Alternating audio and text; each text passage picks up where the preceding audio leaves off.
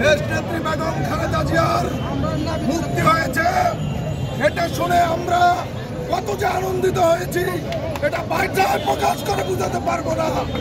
আমাদের মা আজকে মুক্তি পেয়েছে, দেশ ও জাতি মুক্তি পেয়েছে, দেশ ও জাতি মুক্তি পেয়েছে।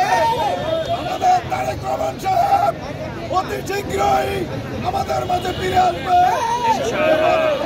আমি কালকে সন্ধ্যার পরে নিজে গণভবনে গিয়েছি, গণভবনের যে লাশের শাড়ি দেখেছি, সে গন্ধ দেখেছি, এটা ভাষা প্রকাশ করতে পারবো না। আমার প্রত্যেকটা পশম শরীরের শিরে দাঁড়িয়ে গেছে, এখনো দাঁড়িয়ে গেছে। গন্ধ থেকে ওই লাশ দেখে আমরা খুনি হাসিনার বিচার চাই, ফাঁসি চাই।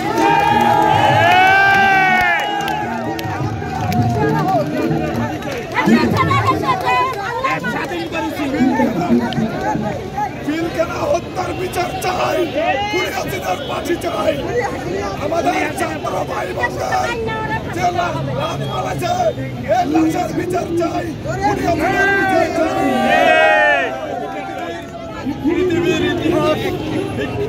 পৃথিবীর ইতিহাসে জর্জরিত আজকে আমাদের ছাত্ররা যেভাবে নিহত হয়েছে, বিএনপির নেতা কর্মীরা যেভাবে নিহত হয়েছে, আমাদের এই ছাত্রদেরকে কিভাবে আমরা, এই ছাত্রদের মায়েকে কিভাবে আমরা সামাল দেব, এটা আমরা নিজে ভাবমূর্তি প্রকাশ করা আমাদের জন্য খুব কষ্টকর।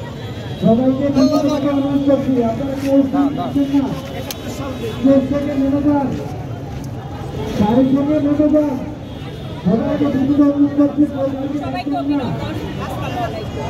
আজকে আমাদের একটা বিজয়ের দিন, আনন্দ উল্লাসের দিন।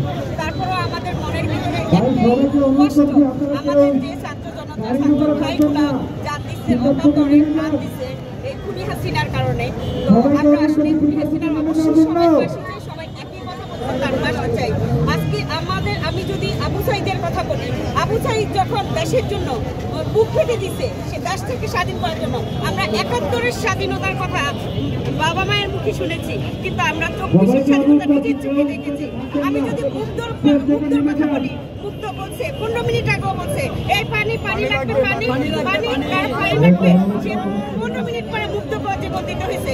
আমার আরো একটা ভাই, তার মা যখন তাকে হসপিটালে থেকে সে বলছিল তার পেটে গুলি করে নাড়িভুড়ি বের করে ফেলেছে, তারপরও সে মা যখন ফোন দিচ্ছে অক্সিজেন মাস্কটা সরিয়ে সে বলছে যে মা আমি ভালো আছি, তোমরা কেমন আছো।